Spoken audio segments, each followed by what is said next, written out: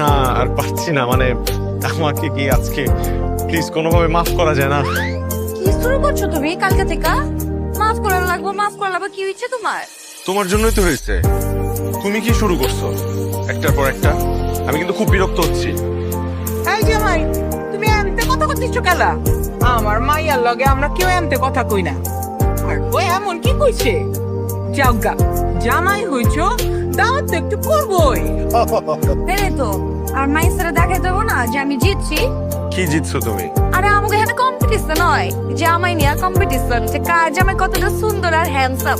আমার জামাইরা যে এত সুন্দর হয়েছে সবার দেখাই দেবো না, ঘুরে ঘুরে দেখাই দেবো না।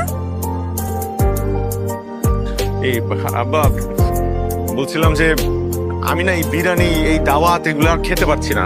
মানে এটা থামবে কবে? যে পর্যন্ত তুমি বাজার সদা না করবা সেই পর্যন্ত তোমার বিরিয়ানি খাইতে হইব। এটা আমাকে পুরান ঢাকার দেওয়া আছে। মানে বাজার করলেই থামবে? হ্যাঁ মাঝে সেটা আগে বলবো না তুমি আমাকে? বাজার, মা একটা বাজারে ব্যাগ দেন। বাবা একটু চলেন না, বাজার করে নিয়ে, আমি বাজারটা করে নিয়ে আসি। আরে রাখো, কালকে সকালে করবা।